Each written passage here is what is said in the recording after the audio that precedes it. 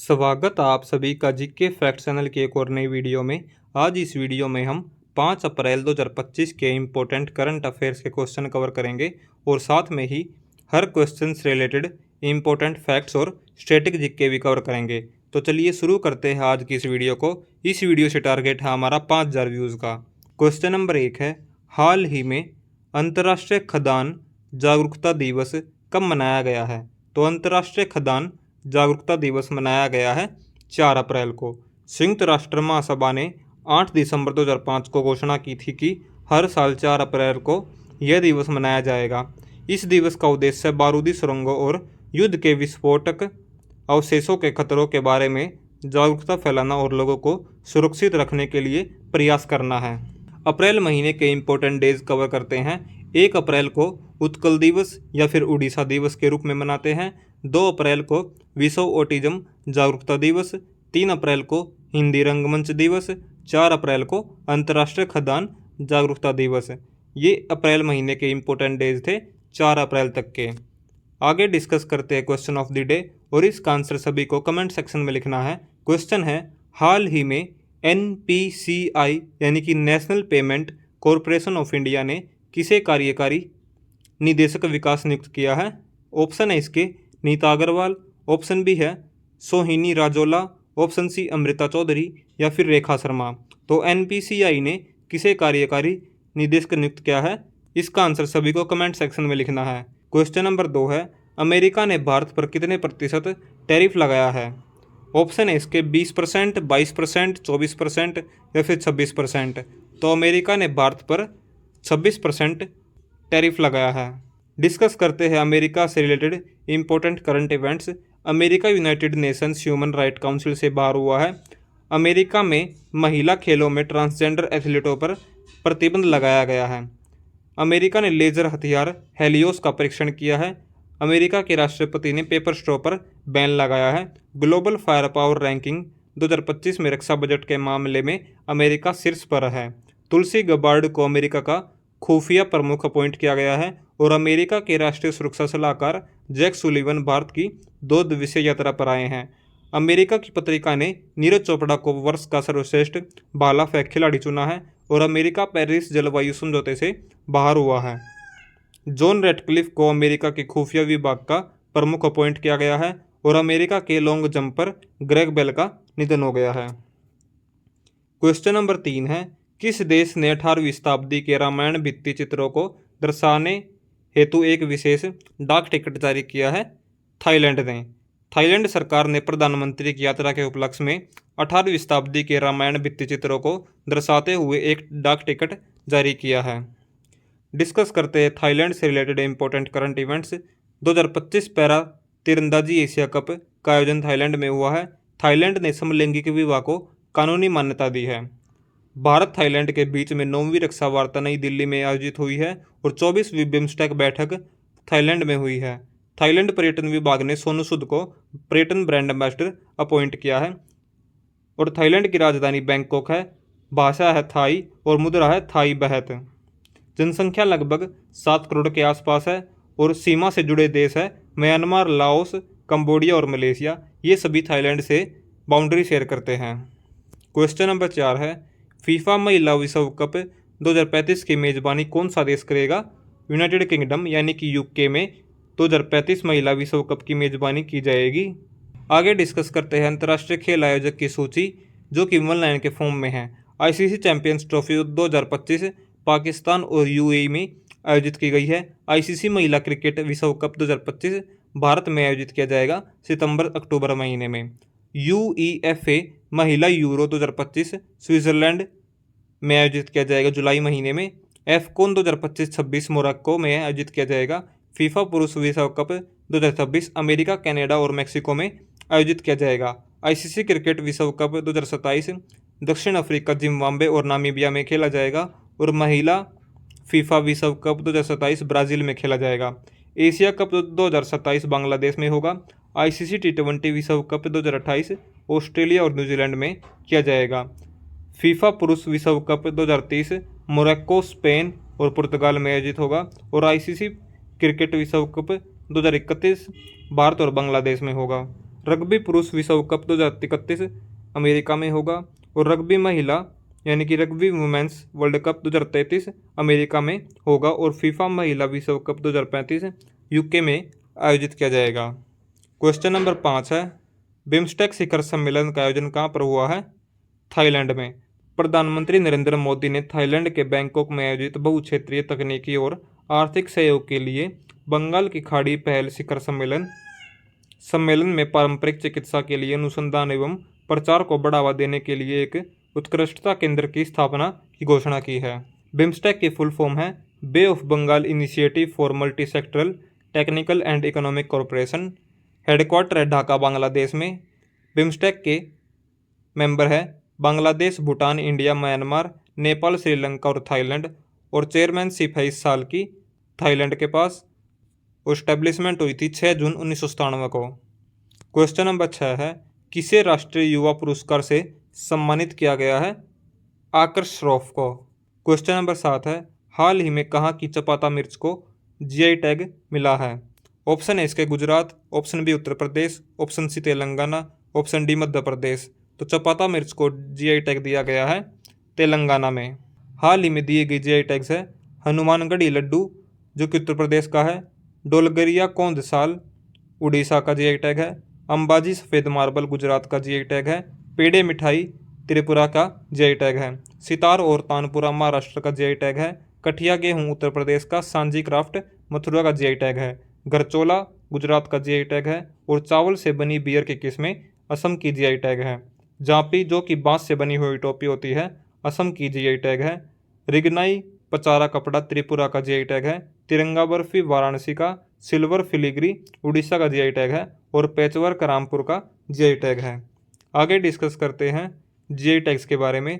GI tag का मतलब है किसी खास जगह से जुड़े उत्पादक की पहचान और भारत में कानून जीआई एक्ट 1999 के तहत जीआई टैग की शुरुआत हुई थी और पहला जीआई टैग दार्जिलिंग चाय को दिया गया था 2004 में और जीआई टैग देता है जीआई रजिस्ट्रेशन ऑफिस जिसका हेडक्वार्टर चेन्नई में है। डिस्कस करते हैं तेलंगाना के बारे में। क्वेश्चन नंबर 1 है, तेलंगाना सरकार ने सावित्रीबाई फूले जयंती को महिला शिक्षक दिवस घोषित किया है। तेलंगाना पुलिस ने फीडबैक प्रणाली शुरू की है। तेलंगाना सरकार ने गरीबों के लिए इंदिरम्मा इंदू आवास योजना शुरू की है। गोंड आदिवासी त्यौहार नागोबा जतरा तेलंगाना में शुरू हुआ है और 8 दिवसीय नागोबा जतरा तेलंगाना में शुरू किया गया है। तेलंगाना सरकार ने विद्यालयों में तेलुगु को अनिवार्य किया है। ममनूर में राज्य के दूसरे हवाई अड्डे को मंजूरी मिली है तेलंगाना में।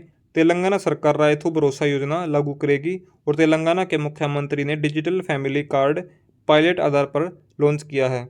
सहूला बथुकम्मा समारोह तेलंगाना में आयोजित हुआ है। आगे डिस्कस करते हैं तेलंगाना की सीमा किसके साथ लगती है। महाराष्ट्र, छत्तीसगढ़, कर्नाटक और आंध्र प्रदेश की। और तेलंगाना के राष्ट्रीय उद्यान है कवल टाइगर रिजर्व, महावीर हरिण वनस्थली राष्ट्रीय उद्यान, मरगवाणी राष्ट्रीय उद्यान या फिर कासु ब्रह्मानंद रेड्डी राष्ट्रीय उद्यान। तेलंगाना का फॉर्मेशन 2 जून 2014 को हुआ था। कैपिटल हैदराबाद और लार्जेस्ट सिटी भी हैदराबाद है। इसमें कुल 33 डिस्ट्रिक्ट हैं। गवर्नर है जैष्णुदेव वर्मा, चीफ मिनिस्टर है रेवंत रेड्डी। राज्यसभा की सीट 7 है और लोकसभा की सीट 17 है। एरिया के हिसाब से भारत में 11वें नंबर पर है जिसका क्षेत्रफल कुल 1,12,077 वर्ग किलोमीटर है। क्वेश्चन नंबर 8 है, कौन अंतर्राष्ट्रीय आपराधिक न्यायालय से हटने वाला पहला यूरोपीय देश बना है? हंगरी। हंगरी अंतर्राष्ट्रीय आपराधिक न्यायालय से हटने वाला पहला देश बना है और अंतर्राष्ट्रीय आपराधिक न्यायालय की स्थापना 2002 में हुई थी जिसका हेडक्वार्टर नीदरलैंड में है। इसका उद्देश्य युद्ध अपराध, मानवता के खिलाफ अपराध, नरसंहार और आक्रामकता के अपराधों पर न्याय करना है और सदस्य देश 120 से अधिक जिसका भारत सदस्य नहीं है और जजों की संख्या 18 न्यायाधीश जो कि अलग अलग देशों से चुने जाते हैं। आगे डिस्कस करते हैं क्वेश्चन नंबर 9, किसे एशियाई क्रिकेट परिषद यानी कि ACC का नया अध्यक्ष अपॉइंट किया गया है? मोहसिन नकवी को। क्वेश्चन नंबर 10 है, इसरो का तीसरा लॉन्च पैड कहाँ पर स्थापित किया जाएगा? श्रीहरिकोटा में। केंद्रीय मंत्री जितेंद्र सिंह ने गुरुवार को राज्यसभा में बताया कि भारतीय अंतरिक्ष अनुसंधान संगठन श्रीहरिकोटा स्थित सतीश धवन अंतरिक्ष केंद्र में तीसरा लॉन्च पैड स्थापित करेंगे। इसरो की स्थापना हुई थी 15 अगस्त 1969 को। हेडक्वार्टर है बेंगलुरु में और अध्यक्ष है वी नारायण। आगे डिस्कस करते हैं क्वेश्चन नंबर 11।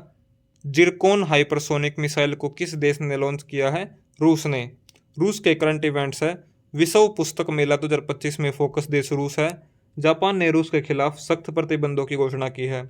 13वां एडमिरल कप 2024 रूस ने जीत लिया है और रूस ने 2025 तक भारतीयों के लिए वीजा मुक्त यात्रा की पेशकश की है। रूस ने कैंसर की वैक्सीन बनाने का ऐलान किया है।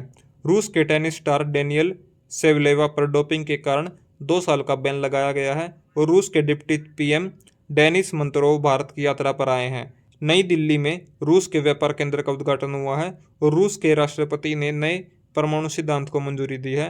डोनाल्ड ट्रंप ने कीथ केलॉग को रूस और यूक्रेन के लिए विशेष दूत के रूप में नामित किया है।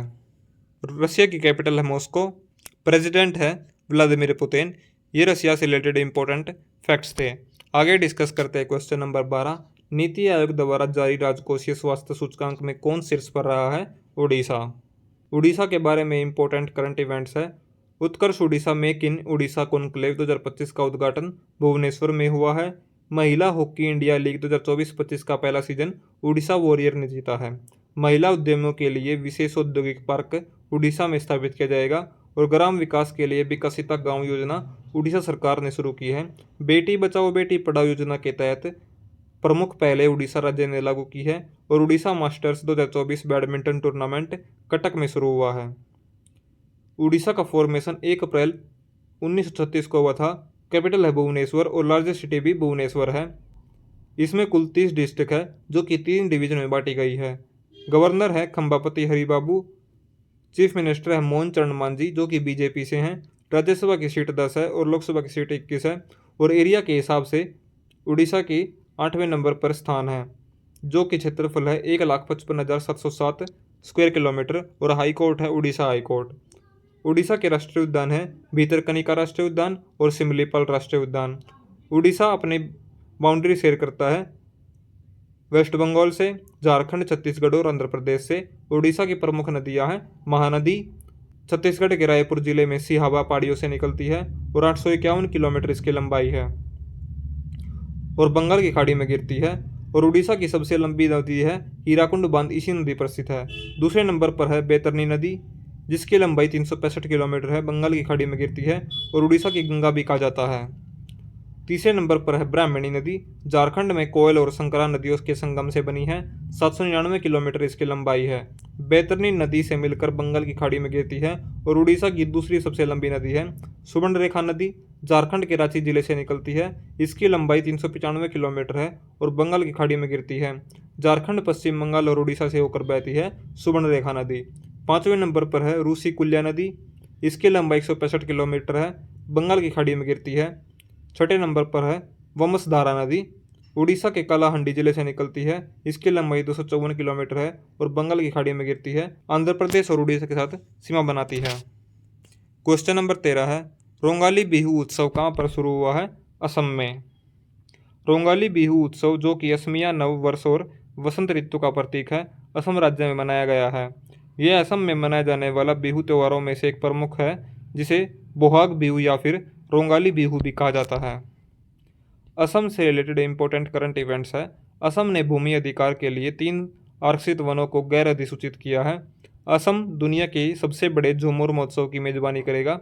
असम ने औद्योगिक पार्क और हरित ऊर्जा नीति 2025 को मंजूरी दी है। असम में झुमोइर बिंदिनी कार्यक्रम आयोजित किया गया है। सिमोलू महोत्सव का दूसरा संस्करण हाल ही में असम में मनाया गया है। असम में हाथियों की संख्या बढ़कर 5,828 हो गई है। सरकारी स्कूलों के छात्रों का मूल्यांकन करने के लिए गुणोत्सव 2025 की शुरुआत असम ने की है। असम के मुख्यमंत्री ने डिब्रूगढ़ को राज्य की दूसरी राजधानी घोषित किया है। भारत ने पहली बार गंगा नदी डॉल्फिन टैगिंग का आयोजन असम में किया है। असम में करीमगंज जिले का नाम बदलकर श्रीभूमि कर दिया है और असम ने कॉलेज की लड़कियों के लिए निजूत मोइना योजना शुरू की है। और क्वेश्चन नंबर 12 है काटी बिहू उत्सव या फिर त्यौहार असम में मनाया गया है।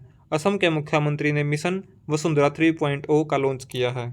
असम के राष्ट्रीय उद्यान हैं काजीरंगा राष्ट्रीय उद्यान, मानस राष्ट्रीय उद्यान, नामेरी राष्ट्रीय उद्यान, औरंग राष्ट्रीय उद्यान, डिब्रू सेखोया राष्ट्रीय उद्यान, रायमोना राष्ट्रीय उद्यान, देहिंग पेतके राष्ट्रीय उद्यान और चिरांग रिपू राष्ट्रीय उद्यान। और असम की प्रमुख नदियां हैं ब्रह्मपुत्र नदी, बराक नदी, मानस नदी, कपिली नदी, दिसांग नदी और दिहिंग नदी और सुबनसिरी नदी। और असम की सीमाएं लगती है अरुणाचल प्रदेश से, नागालैंड से, मणिपुर, मिजोरम, त्रिपुरा, मेघालय और पश्चिम बंगाल से। और अंतर्राष्ट्रीय सीमा लगती है भूटान और बांग्लादेश के साथ है। कैपिटल है दिसपुर। लार्जेस्ट सिटी है गुवाहाटी और इसमें कुल 35 डिस्ट्रिक्ट है जो कि 5 डिवीजन में बांटी गई है। गवर्नर है लक्ष्मणाचार्य। चीफ मिनिस्टर है हेमंत बिस्वा शर्मा जो कि बीजेपी से हैं। राज्यसभा की सीट 7 है और लोकसभा की सीट 14 है। हाई कोर्ट है गुवाहाटी हाई कोर्ट। क्षेत्रफल के हिसाब से भारत में 16वें नंबर पर है जिसका कुल क्षेत्रफल है 78,438 स्क्वायर किलोमीटर। क्वेश्चन नंबर 14 है 15वीं हॉकी इंडिया सीनियर पुरुष राष्ट्रीय चैंपियनशिप कहाँ पर शुरू हुई है? झांसी में। डिस्कस करते हैं यूपी से रिलेटेड इंपॉर्टेंट करंट इवेंट्स। 38वें राष्ट्रीय खेलों में पुरुष कबड्डी टाइटल उत्तर प्रदेश ने जीता है। उत्तर प्रदेश सरकार ने 2025-26 की नई आबकारी नीति को मंजूरी दी है। संजय प्रसाद को उत्तर प्रदेश का प्रमुख गृह सचिव अपॉइंट किया गया है। और उत्तर प्रदेश के मुख्यमंत्री ने महाकुंभ 2025 के लिए कुंभ वाणी FM चैनल लॉन्च किया है। और 24 जनवरी को उत्तर प्रदेश का क्षेत्र व स्थापना दिवस मनाया है।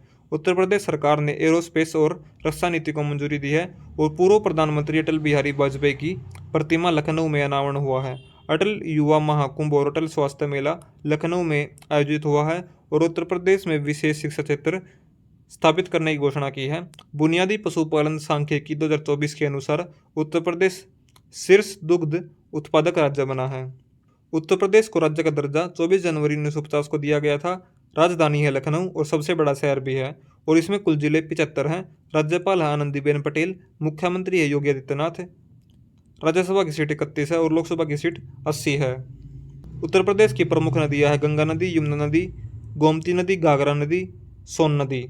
और उत्तर प्रदेश के प्रमुख राष्ट्रीय उद्यान हैं दुधवा राष्ट्रीय उद्यान, पीलीभीत टाइगर रिजर्व, अम्मापुर वन्यजीव अभ्यारण्य, चित्रकूट वन क्षेत्र और सुहेलदेव वन्यजीव अभ्यारण्य।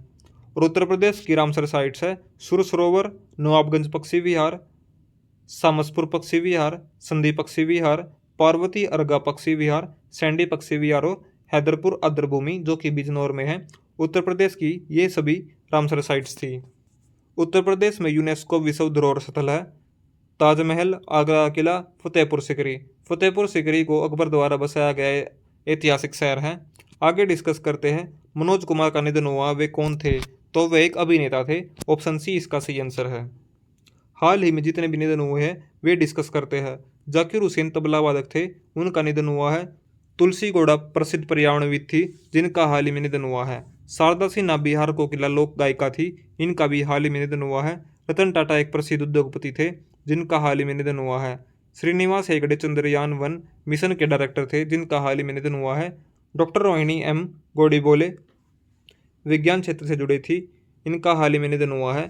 प्रवीण गोवर्धन दक्षिण अफ्रीका के रंगभेदी विरोधी कार्यकर्ता थे जिनका हाल ही में निधन हुआ है। M Mohan Malayalam film industry के प्रसिद्ध फिल्मकार थे, इनका भी निधन हुआ है। डियनेला चिरिनोस और सालसेंग मराक, इनका भी हाल ही में निधन हुआ है। आगे डिस्कस करते हैं प्रीवियस डे के करंट अफेयर के क्वेश्चन। क्वेश्चन नंबर 1 है उत्तर भारत की पहली परमाणु परियोजना हरियाणा में स्थापित की गई है। 2025 all England open badminton championship में पुरुष एकल का खिताब CUQ ने जीता है। किसे अंतर्राष्ट्रीय ओलंपिक समिति का अध्यक्ष चुना गया है? क्रिस्टी कोवेंट्री को। यूके के हाउस ऑफ कॉमन्स में किसे लाइफ टाइम अचीवमेंट अवार्ड से सम्मानित किया गया है? चिरंजीवी को। कौन फीफा विश्व कप 2026 के लिए क्वालिफाई करने वाला पहला गैर मेजबान देश बना है? जापान। विश्व जल दिवस मनाया गया है 22 मार्च को। विजय शंकर को किस देश के नाइट क्रॉस से सम्मानित किया गया है? डेनमार्क में। हाल ही में AI क्लाउड वॉय का अनावरण किसने किया है? टाटा कम्युनिकेशन लिमिटेड ने। आज की हमारी वीडियो यही खत्म होती है। वीडियो अगर पसंद आई तो वीडियो को लाइक करें, शेयर करें और चैनल को सब्सक्राइब करें। Thanks for watching GK fact channel. मिलते हैं अगले वीडियो में।